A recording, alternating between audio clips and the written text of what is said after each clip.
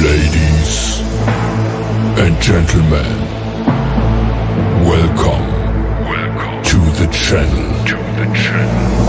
Please subscribe with notifications on.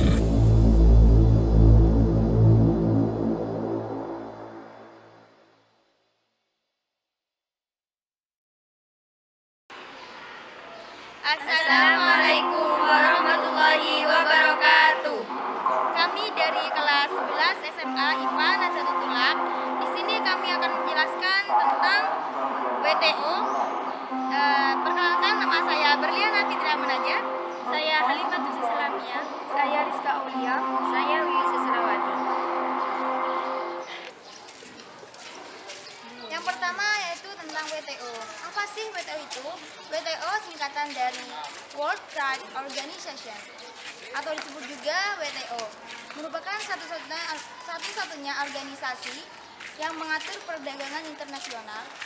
WTO saat ini terdiri dari 154 negara anggota, di mana 117 diantaranya merupakan negara berkembang atau wilayah kepabean terpisah. Tujuan WTO adalah meningkatkan standar hidup masyarakat yang ada di dunia, menjamin lapangan kerja, meningkatkan penghasilan secara realistis, memperluas produksi dan perdagangan barang atau jasa, melindungi sumber daya manusia dan lingkungan alam. Ada di sini juga fungsi-fungsi WTO. Yang pertama yaitu mengelola perjanjian perdagangan internasional, menjadi forum untuk menegosiasi perdagangan internasional, menangani sengketa perdagangan internasional, memberi bantuan teknis dan pelatihan untuk negara berkembang, melakukan kerjasama dengan organisasi internasional. Yang ketiga yaitu ketentuan WTO. Selama bergabung dengan WTO, Indonesia ini mendapatkan beberapa keuntungan seperti perlindungan dari kecurangan perdagangan, dumping, dan diskriminasi kebijakan. Namun di sisi lain juga banyak perusahaan asing multinasional yang menguasai sektor-sektor perdagangan strategis seperti air, pangan, busana, dan sebagainya. Dan selanjutnya, apa sih kerugian Indonesia bergabung dengan WTO? Bergabungnya Indonesia dalam WTO juga memberikan dampak negatif, yaitu industri Indonesia kalah bersaing dengan industri-industri negara maju dalam konteks perdagangan internasional. Munculnya ketergantungan terhadap produk-produk negara maju. Terus, apa pengaruh WTO dalam perdagangan internasional? WTO memiliki tujuan penting, yaitu mendorong arus perdagangan antar negara dengan mengurangi dan menghapus sebagai hambatan yang dapat mengganggu kelancaran arus perdagangan barang dan jasa. Memfasilitasi perundingan dengan menyediakan forum negosiasi yang lebih permanen. Penyelesaian sengketa dagang antar negara. Apa sih fungsi dari WTO?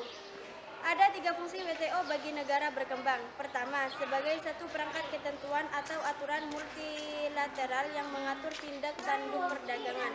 Kedua, sebagai suatu forum atau wadah perundingan perdagangan. Ketiga, sebagai suatu pengadilan internasional.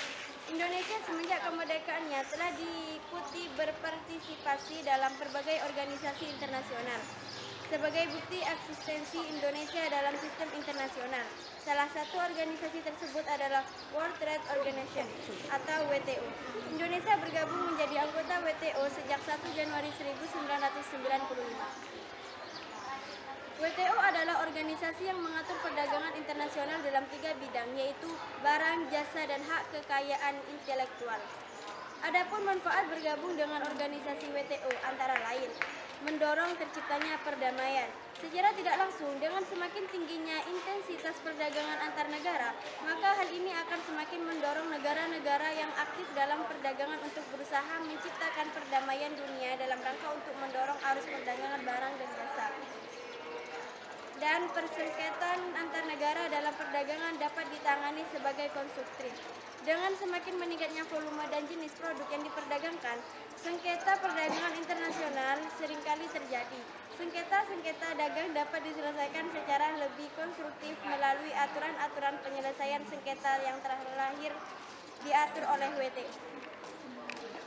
Yang nomor 3, mempermudah perdagangan antar negara. Dengan adanya WTO, kesenjangan kekuatan dagang antar negara WTO dapat lebih berkurang. Ini memberikan peluang bagi negara-negara berkembang untuk dapat meningkatkan perdagangan internasional. Yang nomor 4, mendorong pengurangan tarif dan hambatan non-tarif.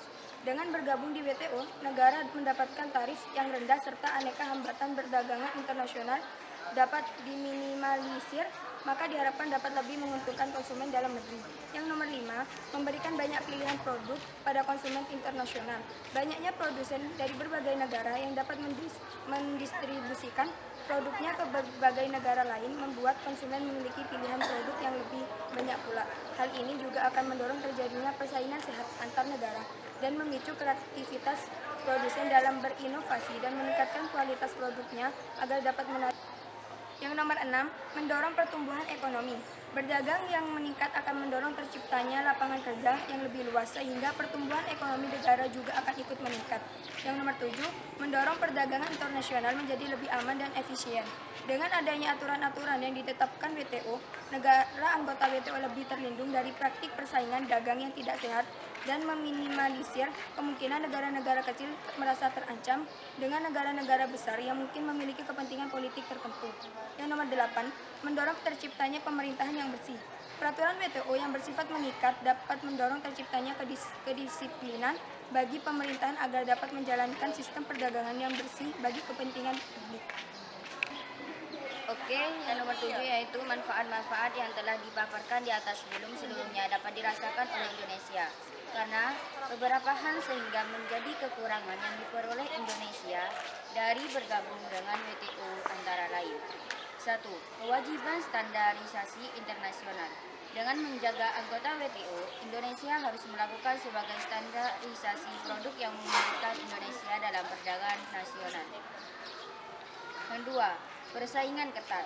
Produk Indonesia masih sulit menembus pasar internasional, disertai dengan banyaknya produk asing dalam pasar nasional yang lebih diminati sehingga pertumbuhan ekonomi Indonesia mengalami tantangan.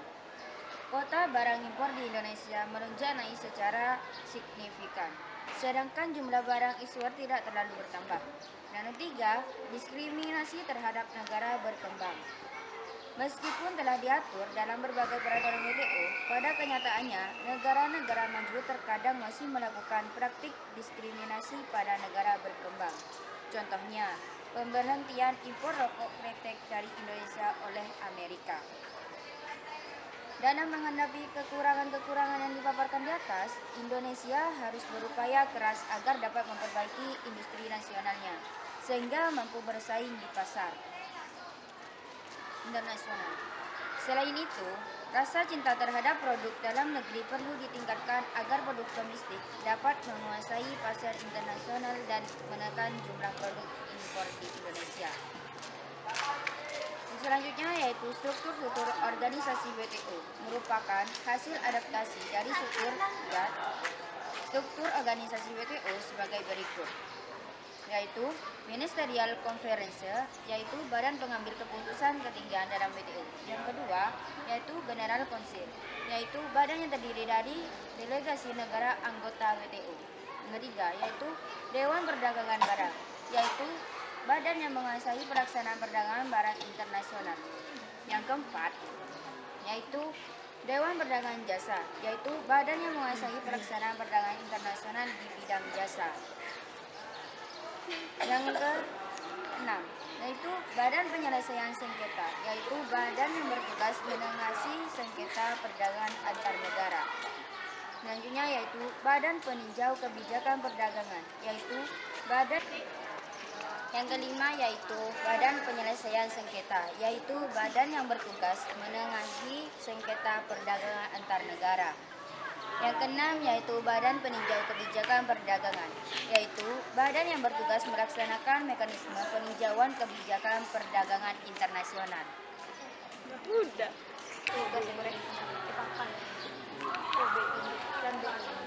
Cukup sekian presentasi dari kami, kurang lebihnya mohon maaf. Assalamualaikum warahmatullahi wabarakatuh.